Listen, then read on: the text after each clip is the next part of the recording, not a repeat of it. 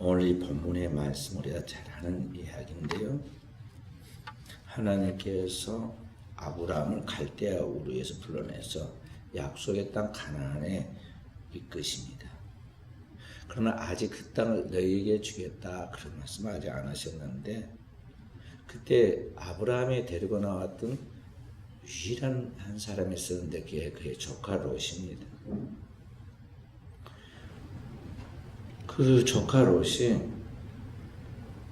자기 삼촌과 같이 나와가지고 그 땅까지, 나중에 알고 보니 그 땅이 하나님께서 약속한 언약의 땅인데 그 축복의 땅까지 왔는데, 그가 그 집안에 믿는 신앙의 공동체 집안을 떠나서 자기가 좋아하는 당대 에덴과 같이 풍요하게 보이는 소돔과 고모라를 동경하다가 급기야는 그 안에 들어가서 살게 됐죠. 일종의 손사람이 완전히 도시에 성공해서 들어간 것과 같습니다. 그러나 아브라함은 거기에 같이 동요하지 아니하고 이제 조카에게 기름진 들판도 양보하고 다 양보하고 혼자 그 빈 들판에 있으면서 하나님을 경외하고, 이제 조카까지 떠나고 더 쓸쓸해졌지만 거기에 영향받지 않고 하나님을 경외하면서 나아가죠. 그런데 그 롯이 떠나고 황량 그 들판에 남아있는 이 아브라함에게 그때 하나님께서 그를 밖으로 불러내서 하신 말씀이 동서남북을 바라보아라. 그 종과 형으로 행하여 두루 다녀보아라. 그리고 하나님 말씀하시고 내가 이 땅을 너와 네 자손에게 주리라고 말씀하시죠. 하나님은 그때서야 그 땅을 주겠다고 약속하셨고, 아브라함은 그 하나님께 제단을 쌓고 경배하며 영광 돌리는 이야기가 창세기 13장에 나옵니다. 반면에 롯은 이 풍요와 번영의 도시, 환락의 도시 소돔과 고모라에 들어갔습니다. 그리고 그 도시에 들어가서도 똑똑하니까 열심히 일하고, 그래서 부자도 되고 그들 사이에서 사회적 지위도 높아져서 법관의 위치에 나갔어요. 고대에는 명철하고 판단력이 있는 사람들, 우리 구약성에 보면은 사사라고 그냥 사사의 법관들을 이야기하는 거예요. 그 당시의 통치자들입니다. 모든 것을 판단하고 결정하죠. 그런 위치에까지 올라갔는데 그 도시가 그 번영 속에서 타락하여 죄악으로, 도덕적으로, 윤리적으로, 정신적으로 타락했다는 거죠. 그 죄악이 얼마나 관영하든지 하늘에까지 상달되었고, 하나님께서 그 세상을 심판하도록 주의 사자가 천사들을 대동하고 여기 이 그 땅을 방문하고 확인하여 심판하려고 하시죠. 여기 구약성경에 천사와 구별해서 주의 사자가 하고 나온 것은 이 땅에 오실, 장차 오실 메시아신 예수 그리스도를 미리 하나님이 이 땅에 이제 보내셔서 통치하여 확인할 때 주의 사자라고 구별해서 말합니다.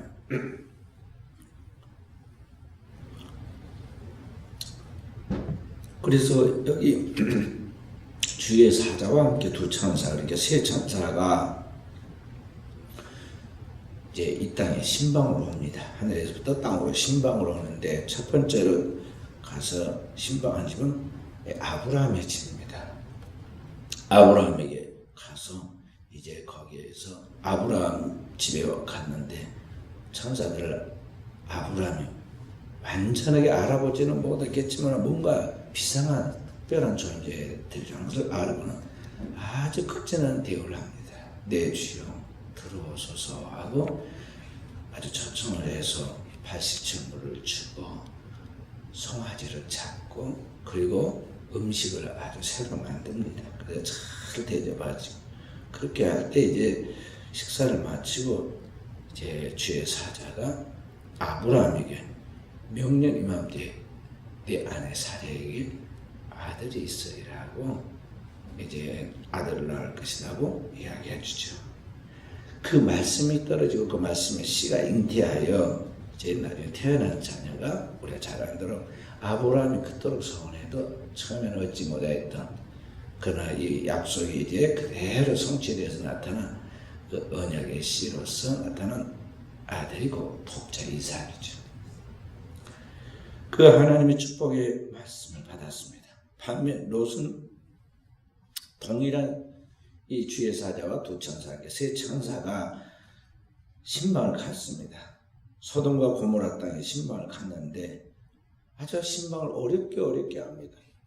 들어가는 그때부터 시작해서 아주 그 동네 사람들과 복잡해지고 또 그는 저녁 내 한숨도 잠을 못 자고 이제 밖에 이제 있는 소돔과 고모라의 그 타락한 사람들을 경계해야 하고 또 영적으로 우둔해가지고 천사를 알아보지도 못하고 지금 자기 집에 온 주의 사자와 천사들을 통해서 이 소돔과 고모라의 멸망과 함께 그들도 이제 죽게 생겼다는 것을 알려주고 그는 그들을 살려주려고 지금 천사들이 이제 이 성을 떠나라고 말하죠. 그리고 그것과 함께 내 집에 속한 대를 이어갈 두 딸의 자녀들 그 두 딸의 결혼할 정혼한 사이들까지 살려줄 테니까 이제 그들을 데리고 가라고 그렇게 천사들이 이야기를 해도 설득이 안 됩니다.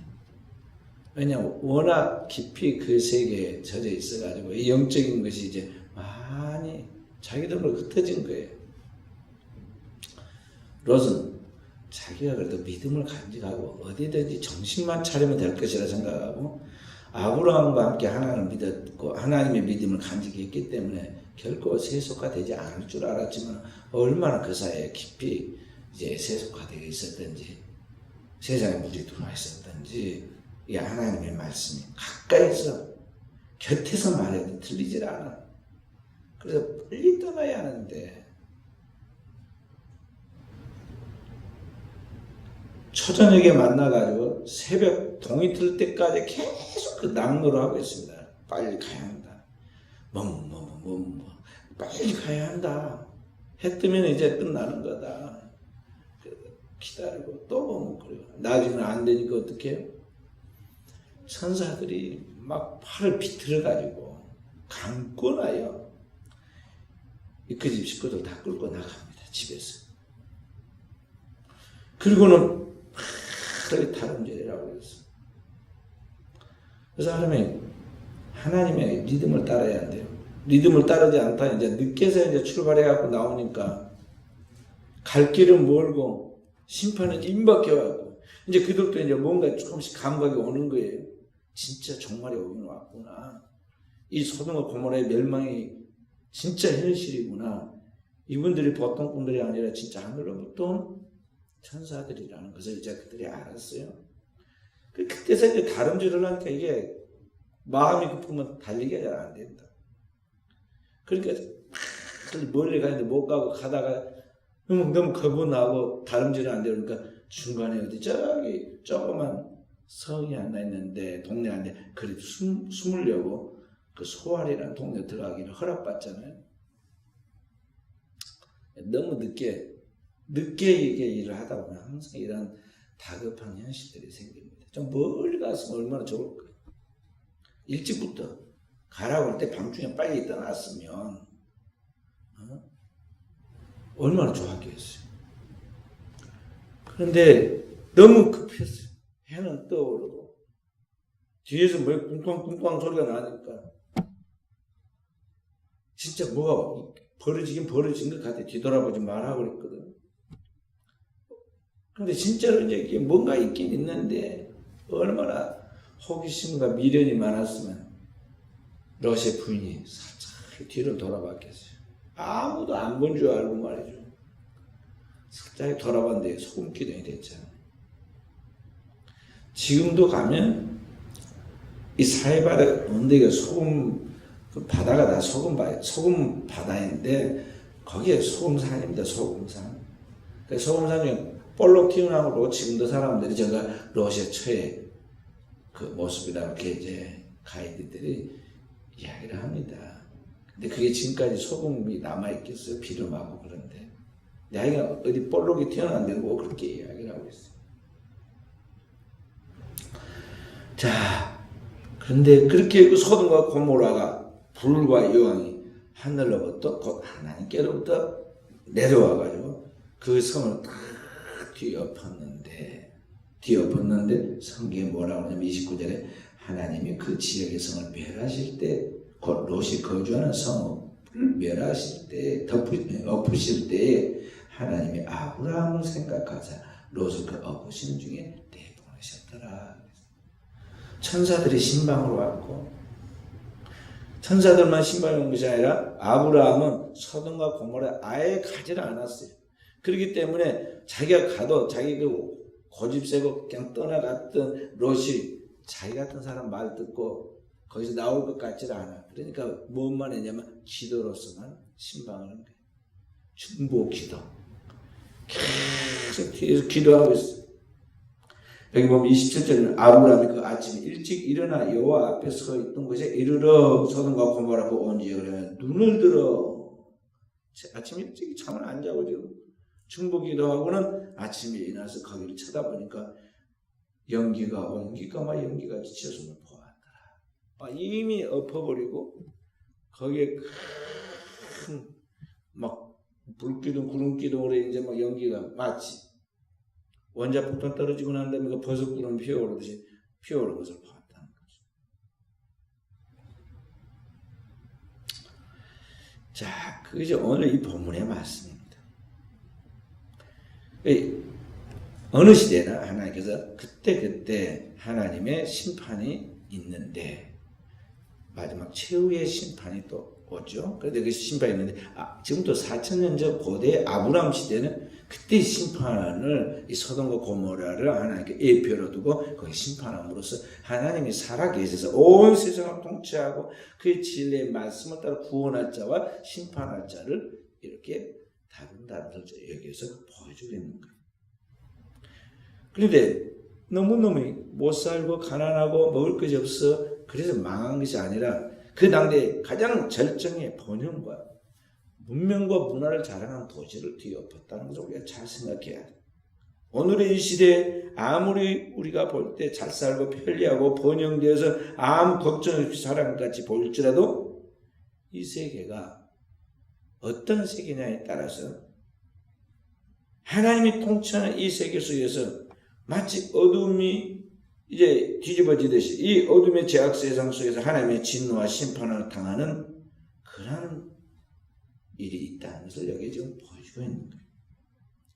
그래서 이 소돔과 고모라가 멸망하는 그 시대 속에 천사들이 신방을 하고 또 소돔과 고모라가 기도하면서 중보하고 그 영적 공동체에 속하지 않은 롯의 가정이 지금 불완전한 불 속에서 부끄러운 구원을 받았는데 남아있는 그의 후손들도 나중에 보면은 영원히 하나님의 백성들의 계보에 들지 못하는 그러한 부끄러운 후손들이 되고 말이죠.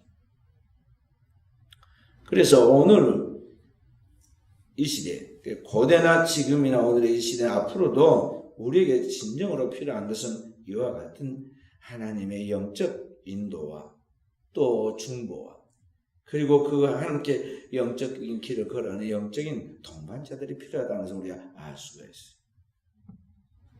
만약에 롯이 그때 자기 생각을 쫓아 세상에 영향받아서 자기 생각을 쫓아 소돔과 고모라 가지 않고 그의 삼촌과 함께 아브라함과 함께 계속 신앙 안에서 그 가나안 땅에 머물렀더라면 얼마나 큰 축복을 받았겠어요. 아브라함과 함께 믿음의 큰 계보를 이루고 그의 후손들이 자손 많은데 영원한 축복을 받았을 것인데 결국에는 자신이 노력하고 수고하여 얻었던 그 모든 것은 아무 쓸모없이 죄가 되고 말았고 그의 인생은 부끄러운 불명예를 낳고 말았다는 것이죠. 세상에 있는 사람들이 다 자기가 다 잘 살고 똑똑해서 여기까지 온 것까지 생각하지만은 사실은 인간은 스스로 홀로 사는 것이 아닙니다. 한 사람이 이 땅에 살아가는 것은요, 많은 사람의 도움을 받으면서 살아오는 거예요. 첫째는 이 모든 천지 만물을 창조한 하나님 아버지의 불꽃 같은 보호와 사랑과 도움을 통해 살아가고 있고 또 이 세상은 하나님의 그 부르시는 영이 천사들을 통해서 오늘 그 택한 백성들을 보호해서 오늘 우리가 살아가고 있다는 것이죠. 그리고 아브라함과 같이 오늘 믿음의 공동체인 교회와 함께 그 믿음의 동역자들을 통해서 우리가 그 믿음을 지키고 살아가고 있다는 것을 알아야 한다는 것입니다. 그래서 이 시대에 주님께 너희는 세상의 빛이 되어라. 어둠의 세상의 빛이 되어라. 이 썩어가는 세상에 썩지 않도록 방부하는 소금과 같은 역할하는 소금이 되어라 하신 말씀은 뭐냐면 오늘의 이 시대에 우리가 4,000년 전 그 시대에 아브라함의 그 시대의 영혼들을 위하여 빛이 된 것 같이 오늘의 이 시대에 우리가 이 시대의 영혼들을 살리는 하나님의 사자들로서 우리에게 맡겨진 영혼들을 돌보는 자들로서 어둠의 빛이 되고 소금이 돼서 살아가라 하는 거예요. 그래서 하나님께서 살아계신 지금도 통치하시고 그 천사들 통해서 일하시지만 그 거룩한 믿음의 공동체 아브라함의 그 가족처럼 오늘 믿음의 공동체 이 교회를 통해서 오늘 우리가 어떻게 이 시대의 이 영혼들 어둠 속에 있는 영혼들을 돌봐야 할 것인가 하는 것을 우리가 생각해야 돼요.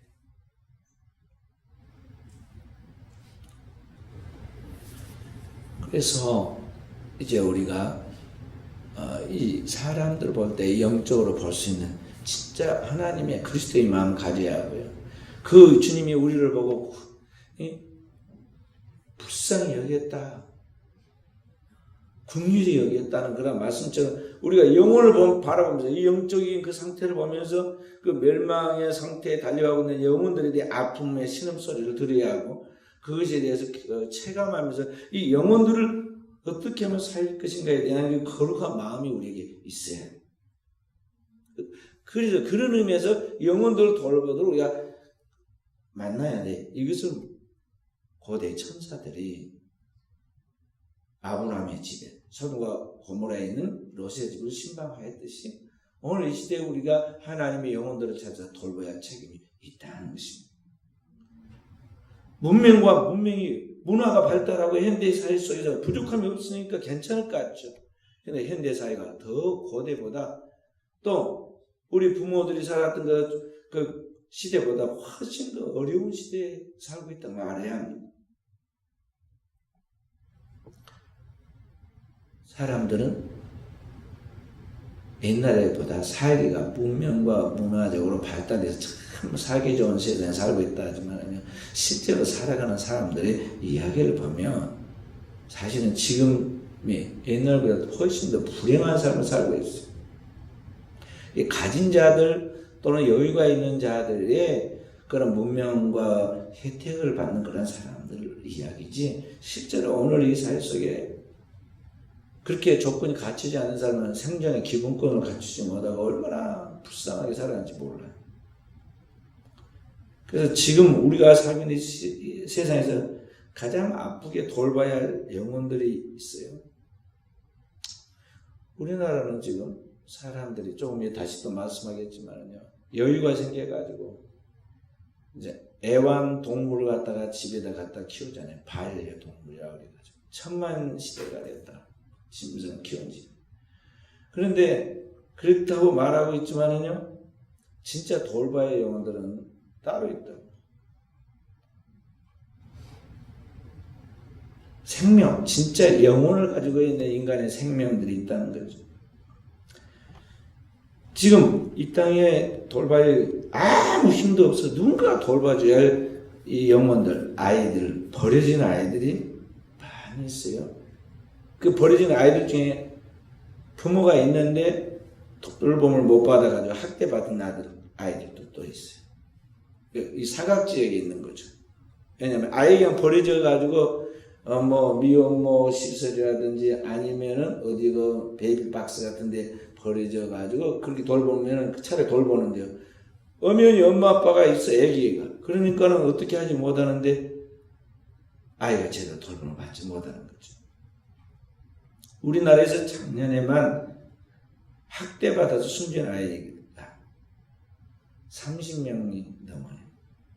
학대하고 있다고 법에서 판정을 받은 사건만 2만 건이 넘어. 그리고 그 아이를 학대하는 사람은 다른 사람이 아니라 그 부모예요. 가해자는 그 낳은 부모들이다. 왜 그럴까요?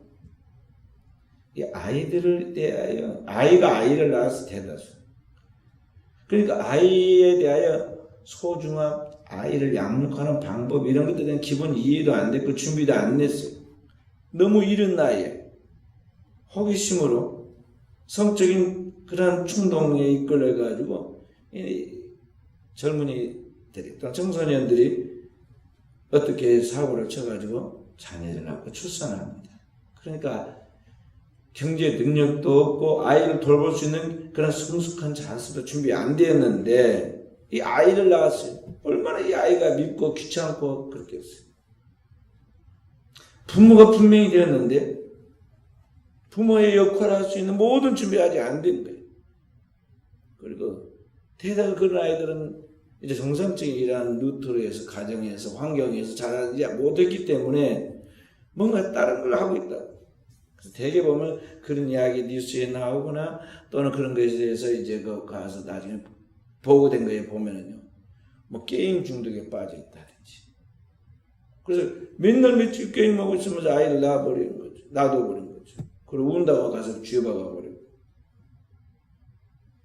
그래서 어느 날 보니까 죽어 있고 그렇게 된 것을 볼 수가 있어요. 이제 우리나라의 지금 현실입니다. 겉으로는 문명과 문화가 발달되고 드라마로 보면 막 아주 대단하죠. 그래서 동남아 지역에서 우리 한국이 아주 뭐 천국인 줄 알고 코리안들이 뭐 꿈꾸고 어떻게든 밀립구해가지고 한국에 들어오려고 그러죠. 그러니까 들어와 보면 이상과 현실은 다르다는 걸 이제 경험해 보지만 그래. 우리나라에 지금 공부해야 할 그런 아이들, 청소년들이 있는데 이 학생들이 이 학령기에 있는 학생들이 학교를 다녀야 하는데 학교를 다니지 않고 있는 학생들이 지금 36만 명이 있어요. 작년 2018년만 해도 5만여 명이 다니고 있는 학생들 중에 5만여 명이 중단했어요. 그렇게 학교를 안 다니는 아이들이 지금 35만 명이 있다니까요. 우리나라에 36만 명이 있어요. 다니다가 중단해버리는 학생들이 자퇴생들이라고 그랬지. 자퇴생이 가장 많은 곳이 어딜까요?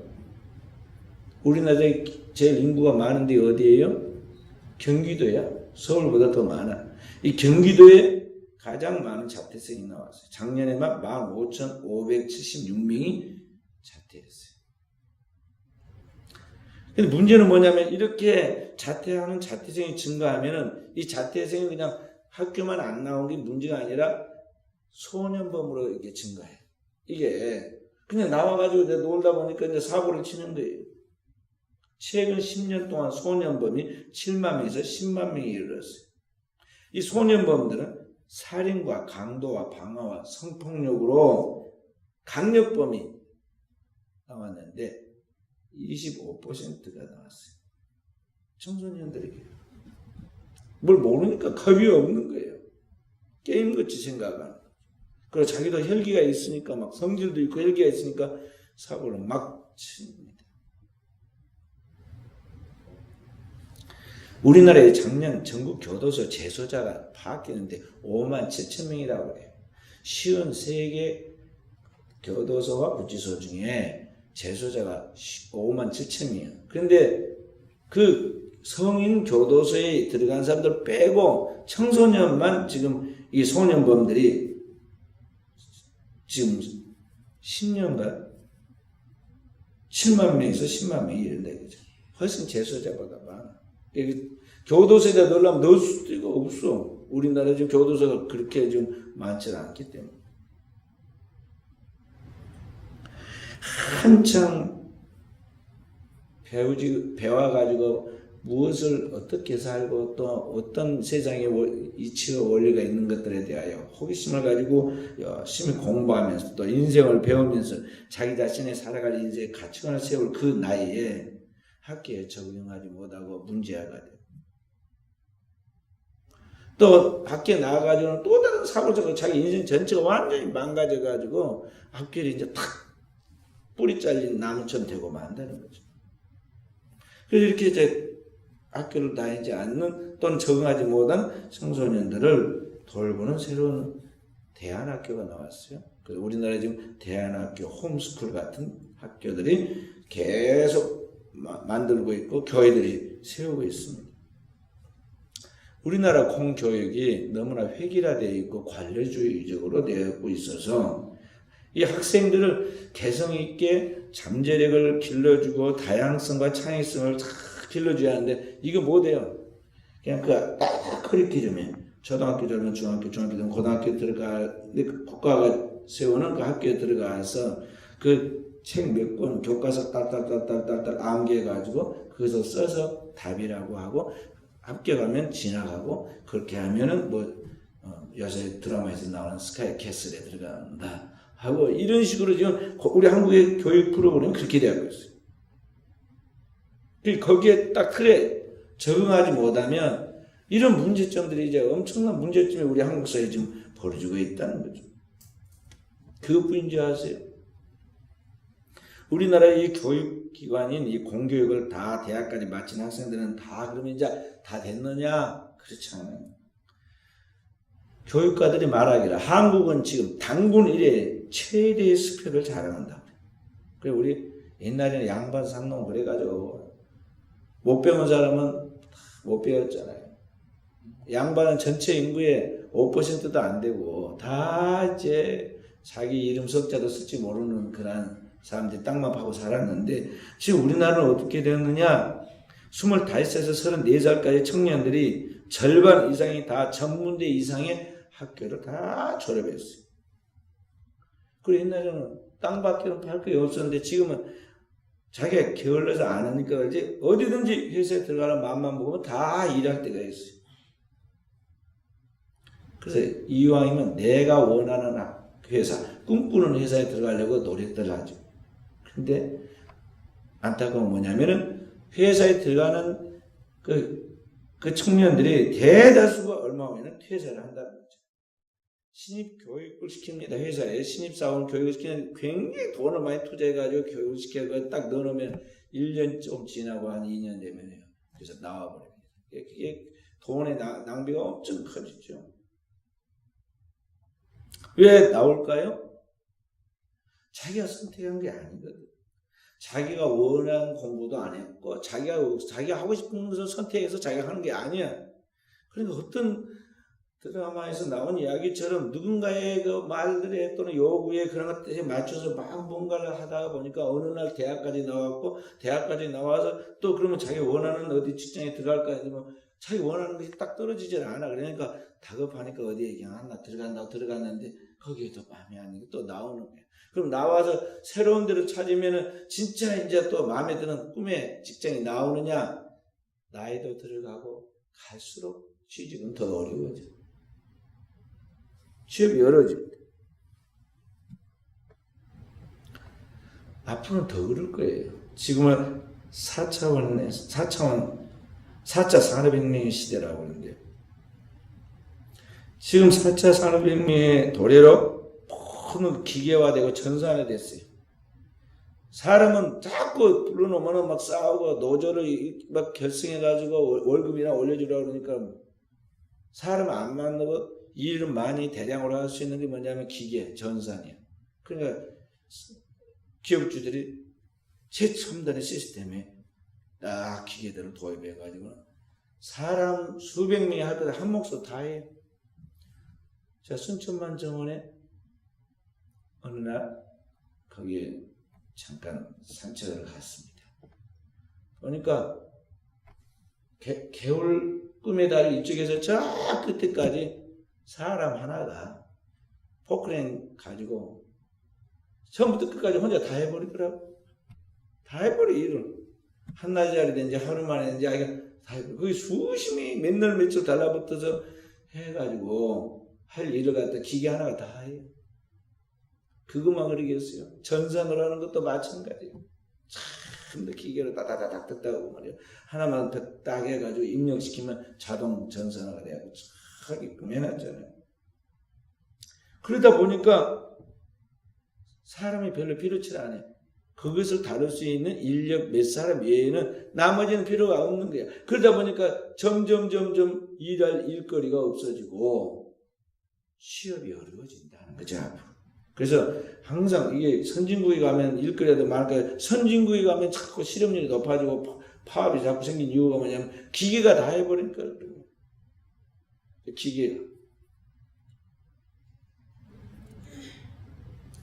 그래서 조금 더 안정된 직장이 뭘까? 지금은 이제 뭐 꿈에 뭔 이렇게 자기가 원하는 직장을 찾는 것이 아니라 거기에서 그냥 이거 안정된 그런 생활을 할 수 있는, 가만히 있어도 월급을 그냥 줄 수 있는 데를 뭘까 찾은 것이 이제 뭐예요? 공무원. 공무원은 나. 또 아니면 공기업에 들어간다고 말이죠. 거기 하죠. 뭐 자기의 이상은 둘째 치고 그냥 거기 들어가서 그래도 밥이라도 먹고 살아야 하니까 그렇게 생각해요. 그러니 이 창의성이 없어지는 거죠.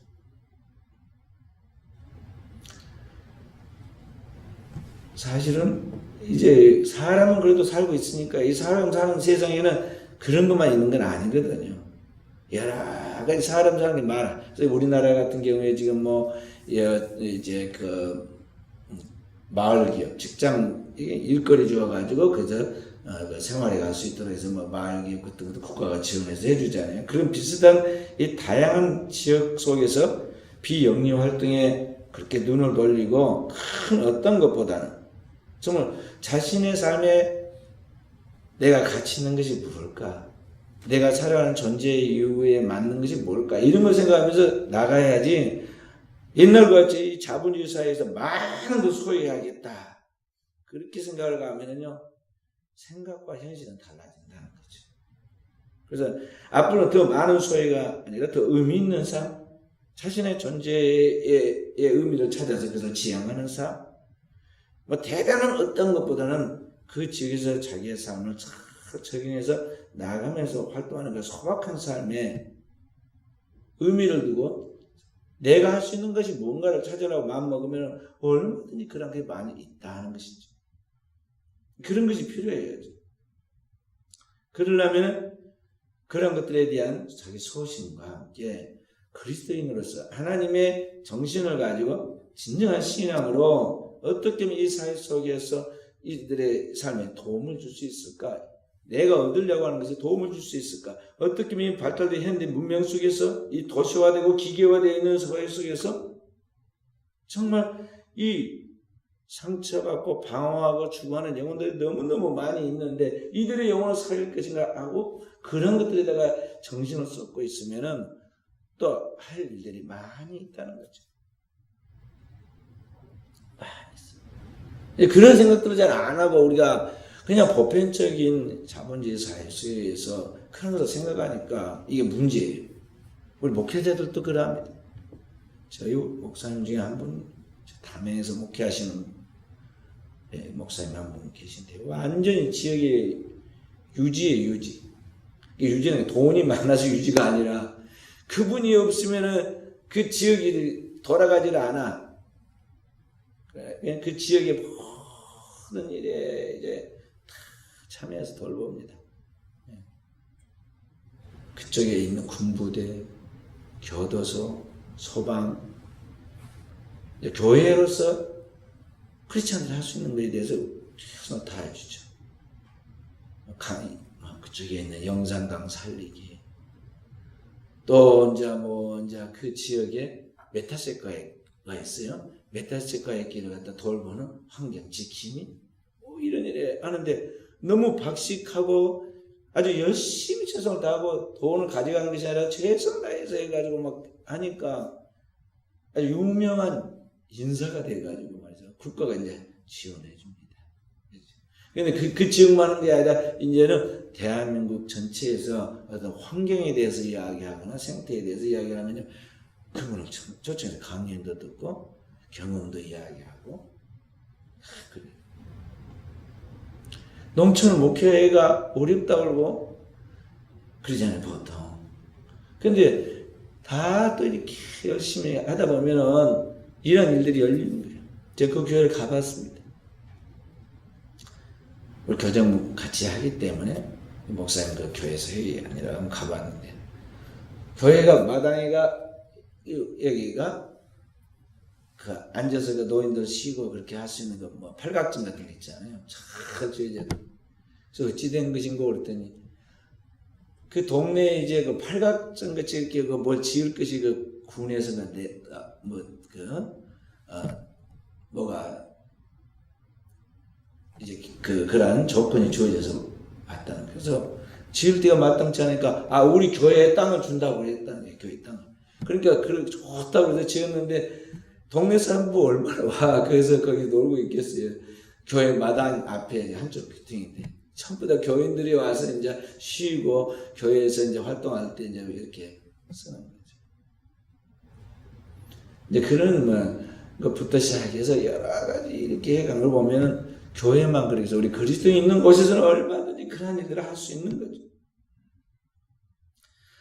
기계가 모든 걸 해간 것 같은 이 사회 속에서 진짜 인간의 그 마음을 어루만지고 이해하고 그 영혼들에 대하여 정말 필요한 것들을 공급해 줄 수 있는 것을 오늘 우리 그리스도인들이 해줘야 돼. 이것이 이제 오늘 천사가 하늘로부터 내려와서 아브라함의 집을 돌보고 또 롯의 집을 돌보고 또 아브라함은 또 이 믿음이 약한 자인 자기 조카를 놓고 밤새 철회하고 기도하여서 돌봐줬더니 이 생명의 구원의 역사가 나타난 것 같이 오늘 이 시대에 우리는 이런 것들이 필요하다는 거죠. 영혼의 돌봄, 진정한 영혼에 대한 영적인 돌봄이 필요하다는 것입니다. 오늘 현대인들은 사람과의 만남과 교제가 좋을 때도 있지만 항상 안 좋을 때가 많아. 그래서 불편해라고 그래요. 사람과의 만남을 지금 맨날 사람과 부대끼다 보니까 이제 조금 편하고 싶은데 자꾸 끝까지 의식을 하고 그렇게 하고 싶잖아요. 이 도시 속에서 사람들이 개인주의가 돼가지고 좀 편하게 하고 싶죠. 그런데 사람인지라 뭔가 그래도 뭐 말도 하고 온기도 느끼고 그러고 싶어 하니까 그걸 대체해서 이제 되게 보면 동물을 키우잖아요. 동물을 키우고. 이번에 제가 화성식 거기 목사님 집에서 이제 숙식을 했어요. 34평인가 되는 아파트에 목사님하고 사모님은 교회 가서 기도하신다고 가시고 나하고 그 아드님하고 뭐 대화가 되겠어요? 그 아들은 자기 할 일이고 자기 방을 쏙 들어. 그게 집에 주인이 누구냐면 주인 노릇은 뭐가 하냐면 고양이 하고 있더라고. 고양이 혼자 왔다 갔다 이 방 저 방 다 돌아다니면서 간섭하고 고양이도 아주 품위 있게 생겨가지고 아주 자기가 똥도 다 가리고 저기 가고 딱 머리에 파가지고 똥도 싸고 먹이는 배고프면 와서 먹고 거기도 고양이 키우고 근데 또 이제 농장이 있어가지고 그 목사님 농장이 있어가지고 거기서 좀 떨어진 데는 또 개가 2마리 있고 개 옆에는 또 저기 보니까 닭을 키워가지고 또 청개 닭을 키워가지고 또 그 닭도 키우고 있더라. 어찌됐든 이 현대인들은 이런 반려동물을 많이 키우죠. 우리나라 반려인구가 얼마예요? 1천만 명이라고 1천만. 그러니까 이 사람에게 못 느낀 그런 어떤 것들에 대한 외로움을 이 짐승을 통해서 이 대용품을 찾은 거죠. 자기 부모는 병원에 요양원에 있든지 요양병원에 가 있는데 그래서 자주 못 가요. 그죠? 일주일에 한 번 가면 많이 가고 그러면 한 달에 한 번 가야 되고 그런데 집에 있는 그 넓은 집안에는 사람이 아닌 동물이 주인 노릇을 하면서 온갖 호강을 다 합니다. 그런데 이제 요새는 그런다고 그래요. 그 짐승이 아프고 그러면은 목사님 보고 기도해 주라고 한다. 목사님 보고 우리 아기가 아픈데 아기라고 해요. 아기. 와서 기도해 주라고. 이제 죽으면은 뭐예요? 장례식 치러 주라고 추모식까지 해 주라고 한대요. 우리 한국에 있는 목회자들 중에서는 전통적인 목회자들은 그것은 아니다. 그러고 그래서 거절하면 막 목사님한테 섭섭하다고 그러고 서운하다고 그러고 이야기하죠. 근데 동물은 뭐예요? 하나님이 창조한 피조물 중에 동식물, 동물과 식물 다 같은 것들인데 그냥 하나님 창조한 소중한 하나님의 피조물이고 우리가 돌봐야 줘야 하고 그런 것들과 함께 어울려 살아가면서 삶을 풍요하게 하는 그런 일종이지 인간처럼 영혼을 가지고 있는 하나님과 교류하는 영적 존재가 아니다. 구원받는 대상이 아니다 이 말이에요. 질적으로 달라. 우리가 하나님과 질적으로 다른데 동물과 우리 인간은 질적으로 다르단 말이에요. 근데 거기다 뭔가 애정을 다 쏟고 하다 안 되면 이제 귀찮으면 어떻게 하냐 길거리다 버려버린다. 유기해버려. 우리나라만 게 아니라 전 세계가 다 그래요. 휴가 갈 때 된다든지 아프다든지 뭐 내쫓아버립니다. 유기하는 게 지금 큰 걸칫거리가 되고 우리나라에 문제가 생기고 그러잖아요. 어찌됐든 우리가 진짜 정신을 차리고 기도해야 할 영혼은 돌봐야 할 영혼들은 진짜 이게 짐승이 아니라 다른 어떤 것이 아니라 길거리에서 방황하고 상처받아서 나가고 있는 그 영혼들 가까이 있는 가족 중에 또 조금 더 확대시켜 나가면 우리 주변에 많이 영혼들이 있어요. 그런데 우리가 그리스도인으로서 이런 것들에 대해서 주님이 민망히 여기셨더라. 저희들이 유리 방황을 보면서 주님께서 그에 대해서 너무 연민하셨더라. 뭐 이런 말씀 성경에 많이 나오잖아요. 그래서 주님께서 돌보듯이 오늘 우리가 그런 정신을 가지고 이 영혼들을 관심을 가져야 하거든. 그것이 성숙한 사람들이고요. 지성인들이고 오늘 이 시대 속에서 살아가는 깨어있는 사람들이거든.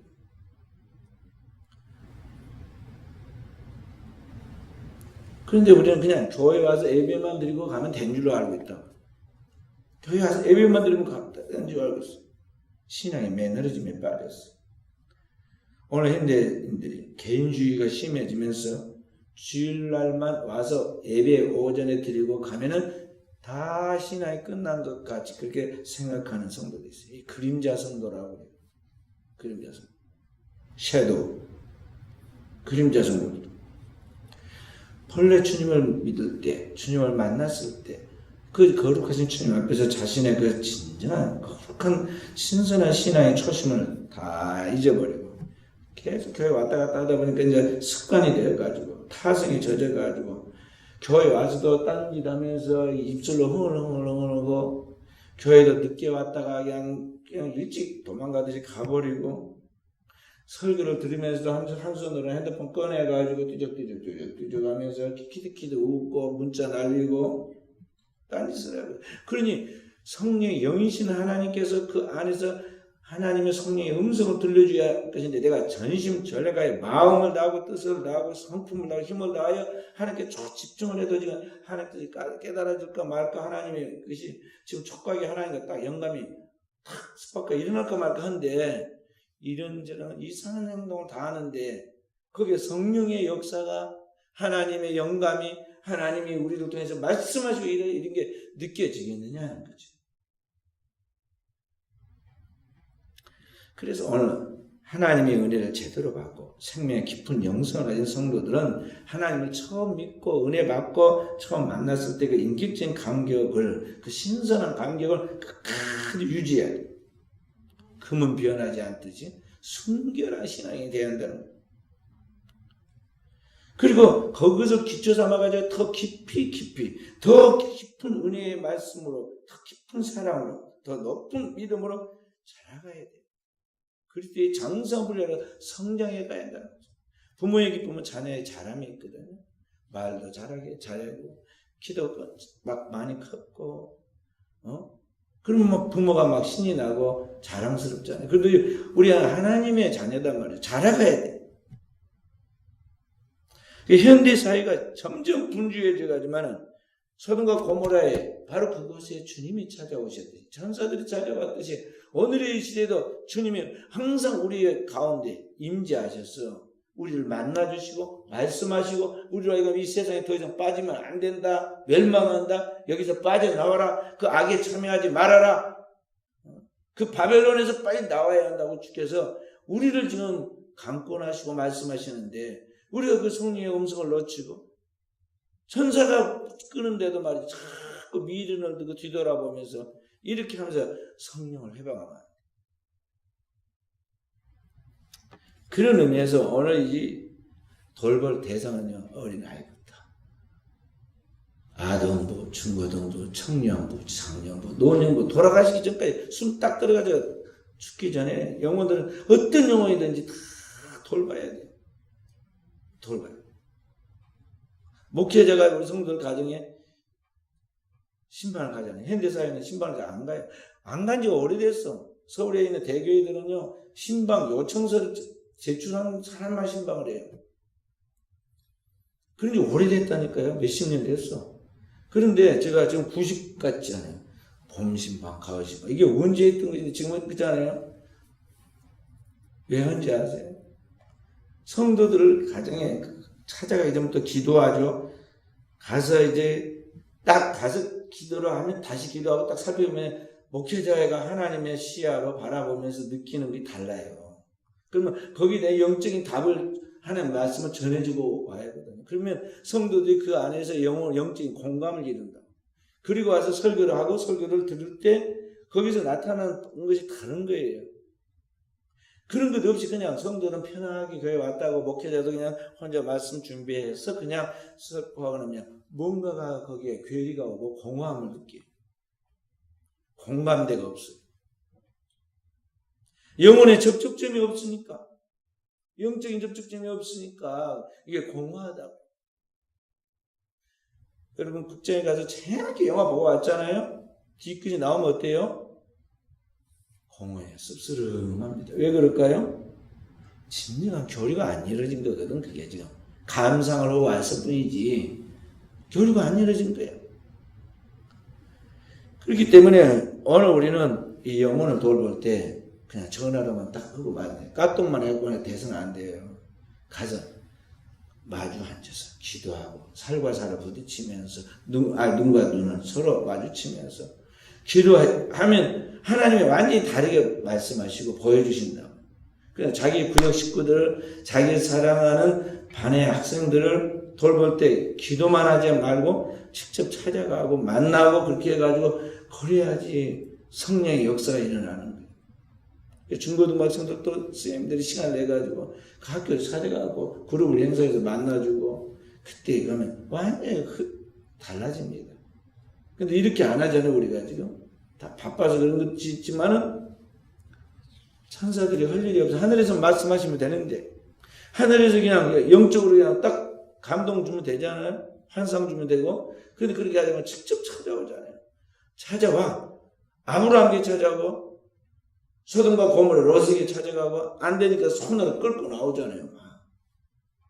이게 필요하다. 이게 필요해.